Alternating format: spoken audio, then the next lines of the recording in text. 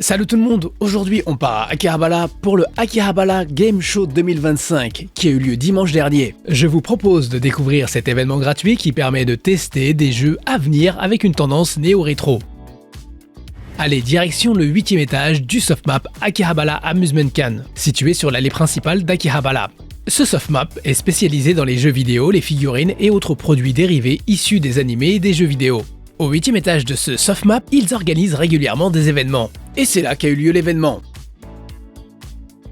Pour faire un peu de sport et admirer les affiches, j'ai décidé de monter les escaliers. Et me voilà au 8e. À peine le temps de reprendre mon souffle que dès l'entrée, on me propose de participer à un tirage au sort. Et là, coup de bol, je remporte le lot S. Le gros lot, un t-shirt Rusty Rabbit. Rusty Rabbit est un jeu d'action d'aventure en 2.5D développé par NetEase Games en collaboration avec Nitro Plus, et au scénario Gen Urobuchi, connu notamment pour Psycho Pass. Et voici l'espace où s'est tenu l'événement qui proposait de tester des jeux déjà visibles dans la zone partenaire du stand Konami lors du Tokyo Game Show 2025. D'ailleurs, je vais réutiliser quelques plans des écrans tournés lors du TGS pour illustrer cette vidéo, et j'espère pouvoir trouver le temps de vous présenter ce stand de Konami. Et c'est un peu normal qu'on retrouve les mêmes jeux, car Konami fait partie des organisateurs. Et un des responsables de chez Konami m'a expliqué que l'objectif de l'événement était de présenter les jeux de leurs partenaires, et qu'il les aidait aussi pour la distribution. Comme au TGS, il fallait récupérer des tickets pour tester les jeux, et chaque session était chronométrée. Et après une partie, on nous donnait souvent des badges, des cartes ou des pochettes illustrées. On commence par les shoot'em up avec le retour de Carus Defected Edition. C'est un portage corrigé du shoot vertical sorti en arcade sur Sega Naomi fin 2006.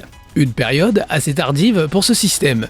Il s'agit aussi du dernier jeu commercialisé sur Dreamcast au Japon en 2007, avec une version fidèle à l'arcade grâce à la similarité entre les deux architectures. La version Dreamcast avait toutefois un bug empêchant de sauvegarder les scores, ce qui est dommage pour un jeu basé sur le scoring. Personnellement, j'y joue surtout sur Wii, avec la compilation Milestones Shooting Collection 2. Il existe aussi une version Xbox 360, Sakura Family Archives, mais elle est connue pour ses bugs. Il y a même une version 3DS. Carus Defected Edition est un projet financé par crowdfunding, offrant une version sans bug avec une montée en résolution, ce qui rend bien pour les parties en 3D, mais les bitmaps manquent un peu de netteté à cause du lissage HD. En tout cas, le jeu répond bien. Ce jeu est prévu pour le 27 novembre 2025 au Japon sur PS5 et Switch, et les précommandes sont disponibles pour les versions boîte au Japon. Le studio RS Sanjuon prévoit également de développer Carus 2. RS Sanjuon qui au passage est formé par d'anciens de Milestones, à l'origine de Carus. Ensuite, Bounty Sisters, un jeu que j'attends avec impatience. Il est développé par Pixel, la société de Hidekuni Sasaki, dont j'ai parlé sur Netageo avec ces jeux qui respirent les belles années 8 bits et 16 bits, et je suis à l'affût de chacune de leurs productions. Le design de Bounty Sisters devrait clairement réveiller votre fibre nostalgique, car c'est Shujiro Ha qui est responsable du character design. Un ancien de Konami qui a travaillé entre autres sur Detana Twin Bee et Parodius. Et pour les musiques, rien de moins que Miki Chiang, qui a contribué à Gradius et Suikoden. Lors du Tokyo Game Show 2025, j'ai eu l'occasion de parler avec Monsieur Sasaki et d'assister à un talk show au sujet du jeu, donc j'espère vous en parler plus en détail bientôt. Bounty Sisters est prévu pour le 18 décembre 2025 au Japon sur Switch. Là encore, les précommandes sont disponibles pour les versions boîte au Japon. On passe au table d'à côté avec Trouble Witches Final qui débarque sur PS5. Un shoot'em up au scrolling horizontal avec une tendance bullet hell et des Mahou Shoujo ou Magical Girls.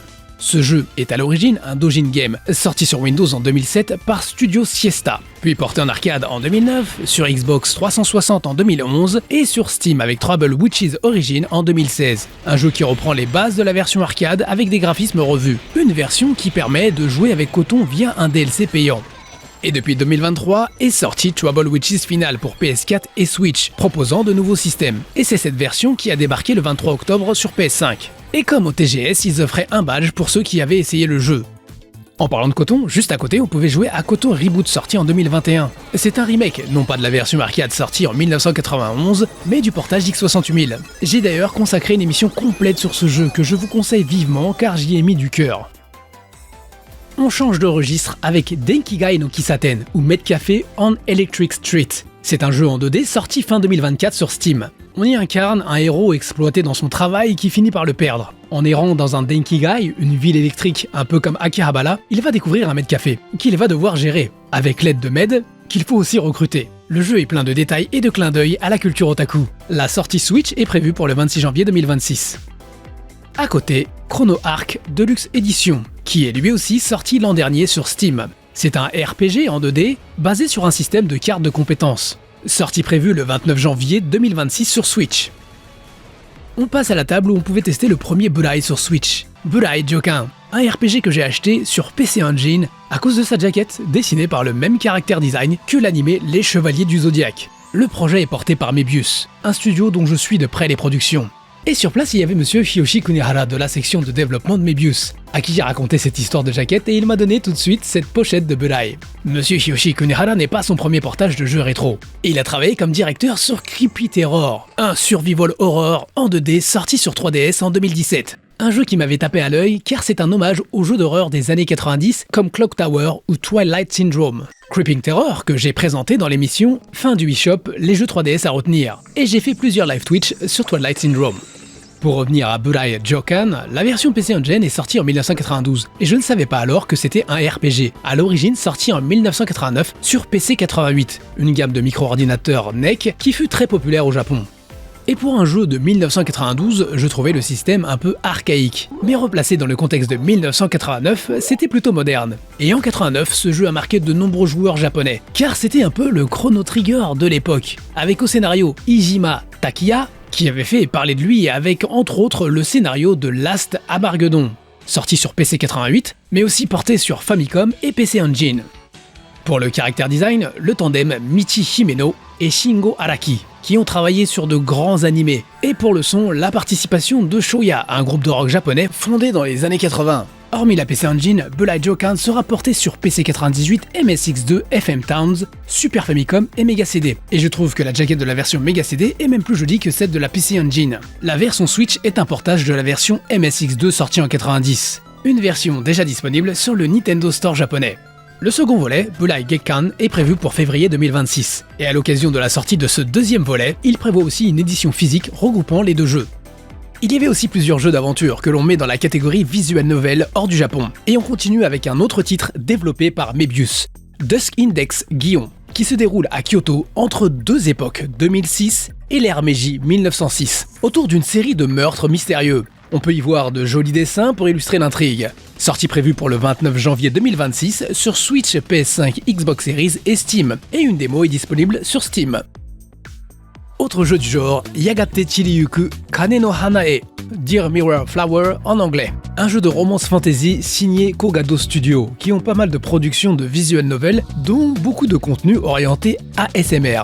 Le jeu est déjà disponible sur Steam, avec une démo, et sortira sur Switch au printemps 2026, avec doublage vocal ajouté. Également disponible en mise à jour gratuite sur Steam.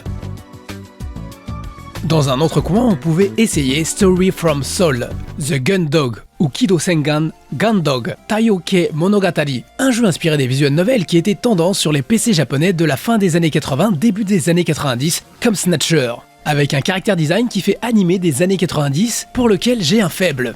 Ce jeu est disponible depuis février 2025 sur Steam et depuis septembre sur PS5 et Switch. On peut voir justement sur la table deux bustes et un robot en acrylique que l'on peut obtenir avec certaines versions en boîte. Ici Lover Kiss Endless Memories, qui est une version avec du contenu supplémentaire de Lover Kiss sorti en 2020. Lover Kiss étant aussi une version update de Lover sorti en 2019. Et j'avais repéré le premier jeu avec le character design de Taro Minoboshi, qui a travaillé entre autres sur le character design de Love Plus, auquel j'avoue avoir joué un bon moment. Un jeu qui avait fait beaucoup parler de lui après sa sortie sur DS puis 3DS au Japon. Les filles du jeu étaient même utilisées pour faire des pubs à la télé ou même dans les écrans des gares. Et dans la série Lover, on incarne un collégien qui va rencontrer 6 filles à photographier tout en resserrant les liens avec ces jolies demoiselles. Lover Kiss Endless Memories sortira sur Switch le 27 novembre 2025. Enfin, on pouvait tester Fallen Fatal Force, un jeu déjà disponible sur Steam. Ce titre est aussi prévu sur PS5, Xbox et Epic Game Store, mais la date de sortie reste indéterminée.